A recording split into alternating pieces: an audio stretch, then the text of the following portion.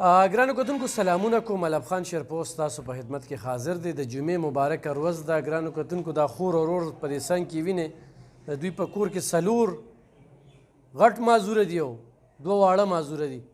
څو څو وارې ما د دوی ویډیو تاسو ته کړې ده او بیا د د کور والا مسله وه. هلته کېناسته بیا ترې نکاح مهر غواړي، په نکاح مهر کې د کور غواړي. پیسو ته ډېر زیات ضرورت دی، غریبي هم ده، د خوراک څښاک هم څه نشته دی.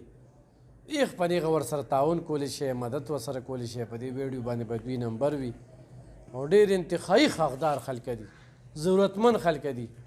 په آخرت کې هم الله پاک دا یو روپۍ په کار راولي.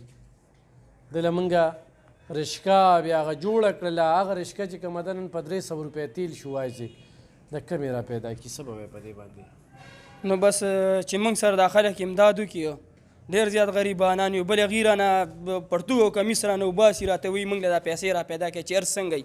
نو موږ یې د کوم ځای نه را پیدا کړو؟ موږ خو رزق نشو پیدا کولی ماشومانو له. 10 کسه کور هم دی او معذور هم دي او معذور هم دي. نو موږ خو به خپله ناره تېره کړو، خو لکه دوی خو ناره نشي تېرولی. ماشومانو باندې خو ناره نشو تېرولی. نو بس که چا را سره امداد وکړو، وایي که ما سره موږ سره تر هغې پورې یو مال چا دا پیسې راکړې زه به ورسره کار کوم. ما صرف شپې له مې د کور را پرېږدي، ځکه چې شپې له مې نارینه نشته یا او د ورځې به ورسره چې دې په ما څه چلي، دې په ما غول غورځوي، غول به م وله جوړی کې غورځوم. خو چې موږ له دا پیسې ختمې کړي دي 2 لکه روپۍ دي. بس 2 لکه پاتې، 2 لکه مې ور رسولې، 2 لکه او 40 زره پاتې یا 40 زره هېڅ شی نه دی. خو چې دا 2 لکه ورته نور ور برابر شي. بس هم دقه ویم چې بس د پیسو ته هم ضرورت دی. ستا کور کې څو خویندې معذوره دي؟ 3 خویندې او د بچي معذوره دي؟ او د 3 بچي معذوره دي. 2 نه دي، 3 بچي زما دي، 3 دغه دي. 6 کسان دي نور هم معذوره او بس مور هم بس هغه هم کمزورې ده. بس الله دې ولې صحت ورکړي او دا خدمت او جي دا خدمت کوي. دا خدمت کوي، دام خدمت کوي. زم لګیا یم، خپل محنت کوم یم، لګیا یو. بس منډې تړلې وخو په 2 کس بس را پیدا کوو، بس هغې ته یې مخې ته ږدو او تیل هم ګران شو. بل ټریفک والا دې هم نه پرېږدي چې راشي د پسې. بس ته به چې د دې موږ سره پوله پټې شریک دی، ولاړ به د روډ سایډ ته یو دی به موږ پسې راشي، به ټس ټس پرچه به ته 1500 ولیکي. لکه موږ سره معذور دي، معذورو ته ګوریم نه، هغه خپله پرچه برابروي.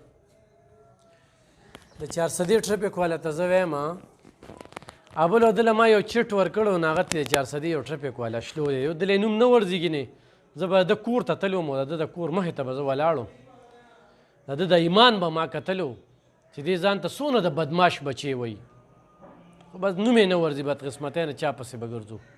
خو زه دغه ټریفک والا ته وایم چې وروره انسان د انسان د غلطۍ کېږي، د غلطو د ملګري نه یم د چا هم. خو دې سړي ته کور کې 6 معذوره دي، 3 پیغلې لوښیان دي او 3 د ده زامنه او ښځه ترې تلې ده. نو چې ستا رشکه غیر قانوني ودرېږي او د ستا رشکه چې کومه ده هغې له څوک پرچه نه ورکوي، نو یو معذوره پکې ته نشي ساتلی، یو غریب پکې ته نشي ساتلی. مر خو در پسې سم شاته دي. او بیا چې کومه رتبه درته ملاویږي د شهادت، یعنی شهید وي، شهید، نو دا په حقیقي معنو کې ستاسو شهادت په څنګه قبلېږي؟ پته درته چې داسې قسمه داسې بعضې رشکو پسې شاته ډېر سخت خانداني، ډېر تکلیف دی خانداني، دته کور کې 6 معذوره دي. نو خو ته دې پرچه کې او دومره هم تنګ کړی دي لکه څنګه چې ما ستاسو د وجې د 10 خاندانونو رشکې خرڅې کړې، ځکه چې څه به ډرایور کې دي او څه به ستاسو د پرچو کې دي. غریب ته به څه نه میلاوېدل. ما سره به جنګ جګړې وي، ما اوس خبر دغه رشکه ده خرڅ یې کړم، دونه پیسې لي والا صحیح ده. ستاسو د لاسه د الله د قهر نه ویرېږئ او ظلم مه کوئ. د ناجیزه ملګري نه یم، خو لکه د ده د ناجیزه ملګری یم. په ځکه چې په کور کې 6 معذوره دي، 6 ته د ناجیزه کې ټیک ته، خو چې دې لږه غلطي وکړي نو پرچه ورکړې. نو خو نن ما پرچه راکړه 1500 روپۍ، ما غریله وګټلې. کور ته زه تش تور رالم، ما ته مور وایي څه دې راونړل. ما وایي مورې پرچې راکړه، دې پرچې ته وګوره چې دا 1500 روپۍ ما هغې له ګټلې او ما تیلو له ګټلې. مې ما تا له څه وګټله؟ هېڅ هم نه. لږ سوچ وکړه، لږ سوچ.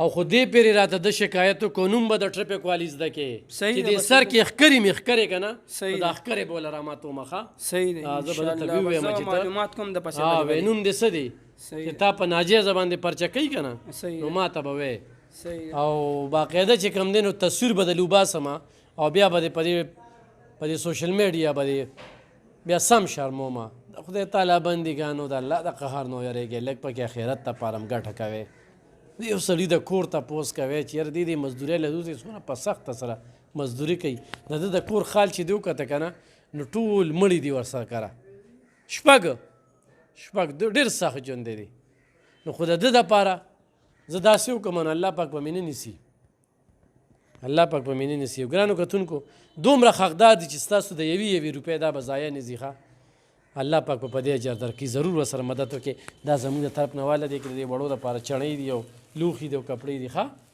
ضرور ورسره مدد وکړي ډېره مننه